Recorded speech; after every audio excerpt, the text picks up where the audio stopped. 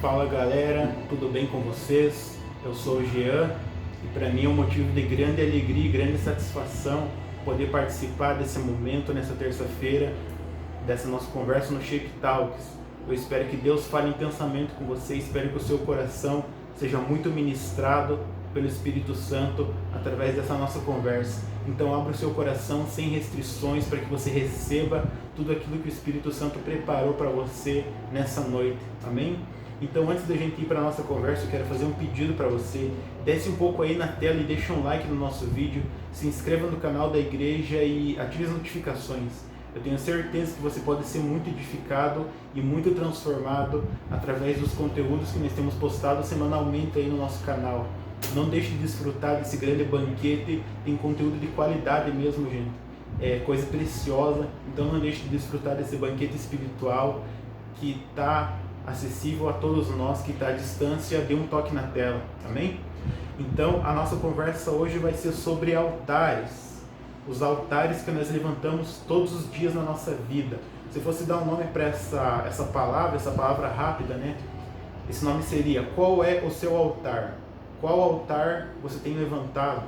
Eu quero que ao decorrer da nossa conversa você faça essa pergunta no seu interior, no seu íntimo. Responda para você mesmo: qual é o tipo de altar que eu tenho levantado? Também a grande pergunta que nós precisamos fazer não é se eu tenho ou não levantado o altar, porque isso é fato.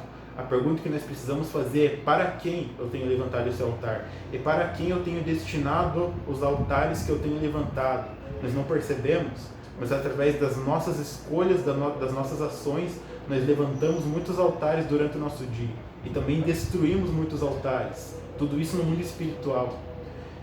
Talvez você esteja se perguntando: como assim altar? O que um altar tem a ver com a vida com Deus? Muitas pessoas que estão há algum tempo aí na caminhada com Cristo já sabem, mas se você não sabe, o altar na Bíblia ele tem um simbolismo muito precioso. Ele tem um simbolismo de adoração, um simbolismo de rendição, um simbolismo de devoção mesmo. Durante o período bíblico, nós vemos muitos exemplos de pessoas que levantaram altares de adoração ao Senhor. Ao mesmo tempo que nós vemos também pessoas que levantaram altares de idolatria, altares para os deuses pagãos. O povo de Israel ficava localizado numa região onde ele era rodeado por povos pagãos. Então essa cultura tentava invadir o coração do povo israelita, e isso também acontece muito nos dias de hoje, através do período das histórias dos reis de Israel e dos reis de Judá. Analisando esse período de tempo, através de vários exemplos que nós vamos ver aí durante a nossa conversa, nós vamos exemplificar e perceber qual grupo eu faço parte. Nós vamos dividir aqui em 3 grupos. Eu quero que você tente se identificar qual desses 3 grupos você faz parte. Durante esse período dos reis de Israel e dos reis de Judá, nós vemos todos os tipos de reis que passaram. Tiveram reis que tiveram um governo exemplar, que governaram segundo o padrão do coração de Deus. Infelizmente também tiveram reis que governaram de uma forma totalmente contrária daquilo que Deus queria. Reis que viviam sua vida longe dos caminhos de Deus. Então, eu quero que você tente identificar a qual desses grupos que você pertence. E antes de falar desses grupos, uma coisa que determinava como seria o reinado desse rei era o tipo de altar que ele levantava e para quem esse altar era destinado. O altar que o rei levantava era determinante para como seria o seu governo. Se seria um governo de prosperidade, se seria um governo de bonança, se seria um governo de paz, se seria um governo de abundância, ou se seria um governo de guerras, um governo de fome, um governo de escassez. O tipo de altar que o rei levantava e para quem esse altar era destinado determinava isso. Então, analisando esses 3 grupos, o primeiro grupo que nós vamos ver são os reis que infelizmente viviam longe dos caminhos de Deus. Nós vemos infelizmente várias pessoas que reinaram tanto em Judá como em Israel e que viviam com seus corações distantes do amor ao Senhor, da devoção e da adoração ao Senhor. Um exemplo que nós vamos ver aqui é o exemplo do rei Manassés. Está escrito no livro de 2 Reis, capítulo 21, verso 2 e 3, fala assim: fez Manassés o que era mal perante Yahvé, segundo a prática abominável das nações pagãs que o Senhor havia expulsado da presença do povo de Israel. pois voltou a edificar os altares das colinas que o seu pai Ezequias tinha posto abaixo, e mais, Manassés ergueu altares ao deus Baal, mandou construir um poste ídolo como que Acabe havia feito, e adorou todo o exército do céu e prestou-lhes culto. Então a Bíblia fala que Manassés não só voltou a erguer os altares idólatras que o seu pai Ezequias havia posto abaixo, ele fez isso e além disso levantou outros altares, levantou postes ídolos. Então infelizmente era um governo que era tomado pela idolatria. E quando a gente fala sobre idolatria, a gente logo associa a uma imagem física, a se ajoelhar diante de uma imagem e adorar. Mas a idolatria principal que infelizmente reina no mundo é a idolatria interior. Nós poderíamos definir idolatria como colocar qualquer coisa ou qualquer alguém acima de Deus na nossa vida. Quando nós colocamos algum compromisso antes do nosso devocional, quando nós colocamos a decisão de alguém antes da decisão do Senhor na nossa vida, infelizmente nós estamos cometendo o pecado da idolatria.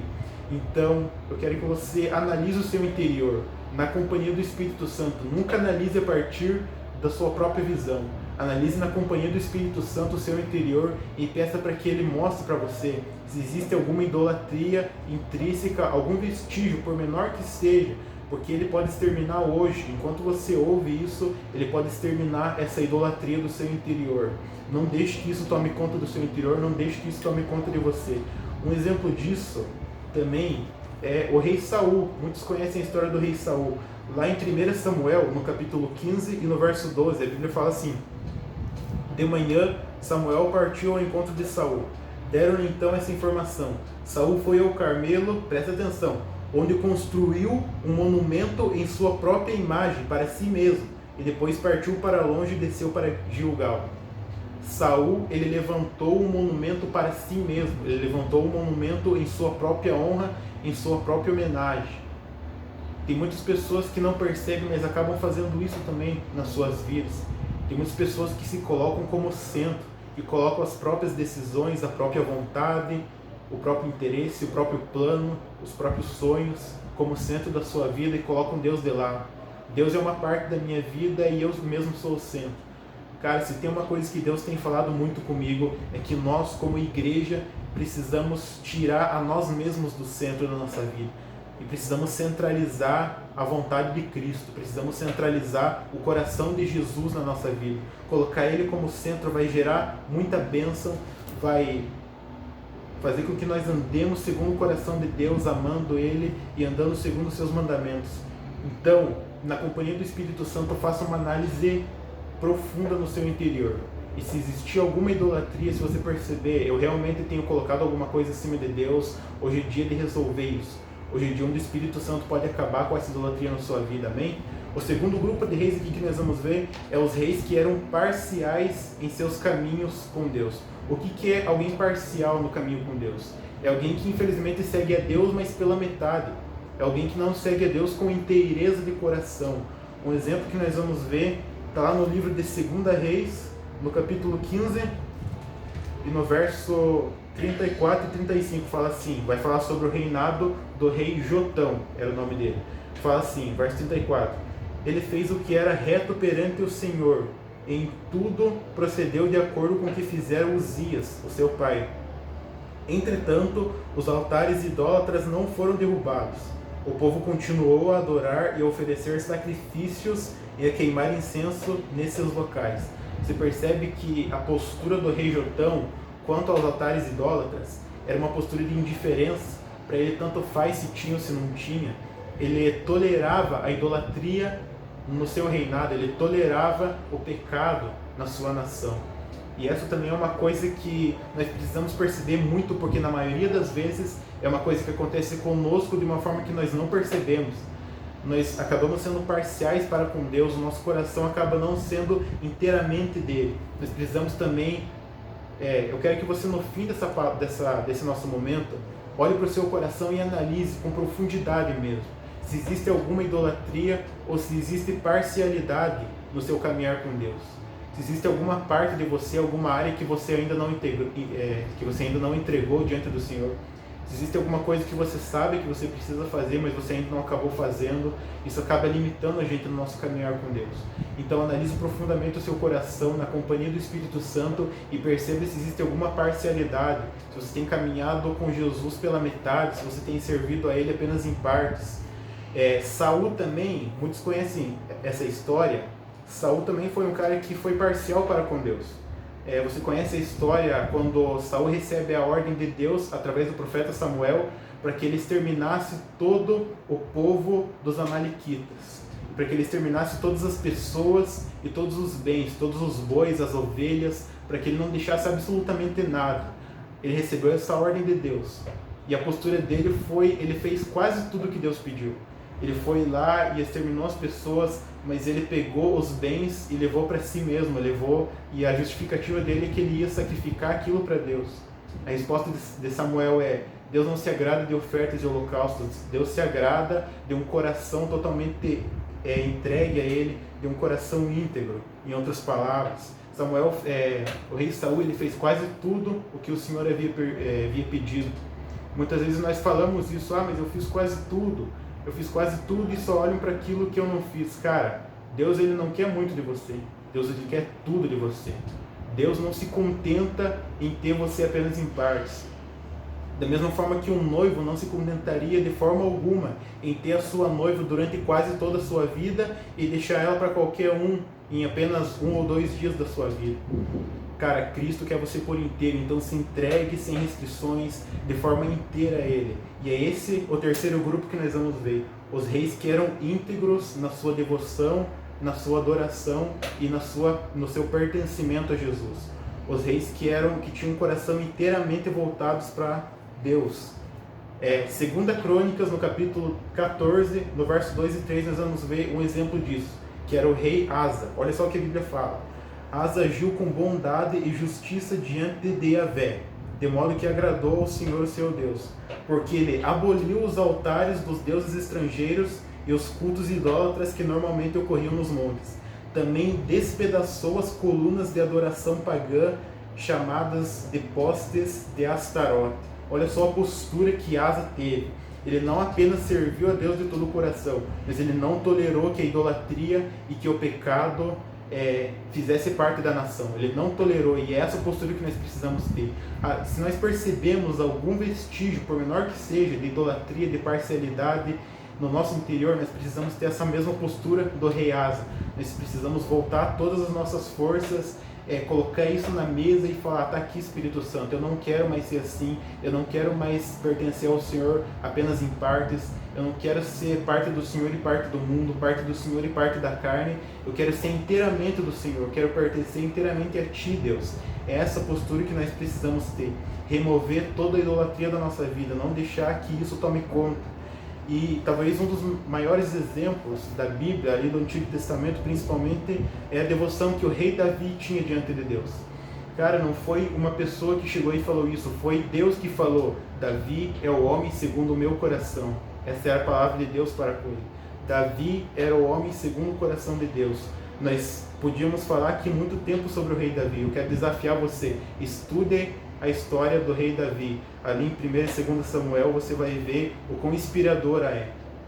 Tenha o rei Davi como exemplo na sua vida. Eu tenho certeza que muita coisa na sua vida vai melhorar. Você vai ver a sua intimidade, a sua adoração, o seu amor para com Deus ser alavancado e ser proporcionado a um nível que você nunca imaginou que podia alcançar. Amém? Então, olhe para a história do rei Davi e tente ser também uma pessoa segundo o coração de Deus, assim como ele é. A Bíblia fala em 2 Crônicas, capítulo 16, verso 9, que o Senhor passa os seus olhos sobre toda a terra, procurando aqueles que têm um coração totalmente dele. Ou seja, aquelas pessoas que são inteiramente do Senhor, que têm um coração íntegro diante de Deus. Então seja essa pessoa.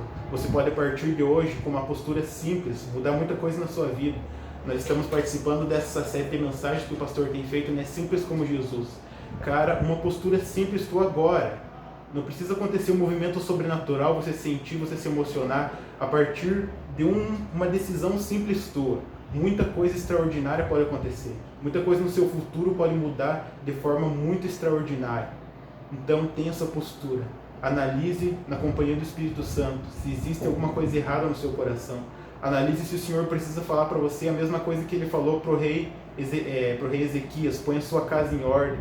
Põe a sua casa em ordem, desfaça a bagunça, desfaça a confusão, simplifique a sua casa, simplifique o seu interior. Amém? Então que nós possamos ter um coração inteiramente rendido ao Senhor, que nós possamos ter um coração que Deus possa olhar para a nossa vida e falar: aí existe um coração inteiramente meu. Que Deus possa olhar para a sua vida e falar: aí está um coração que é inteiramente meu, um coração que não é meu apenas por partes, mas um coração que pertence a mim de forma completa. Amém? Vamos para cima, que Deus abençoe grandemente você. Espero que você tenha sido ministrado pelo Espírito Santo e que Deus abençoe muito a sua vida. Até a próxima.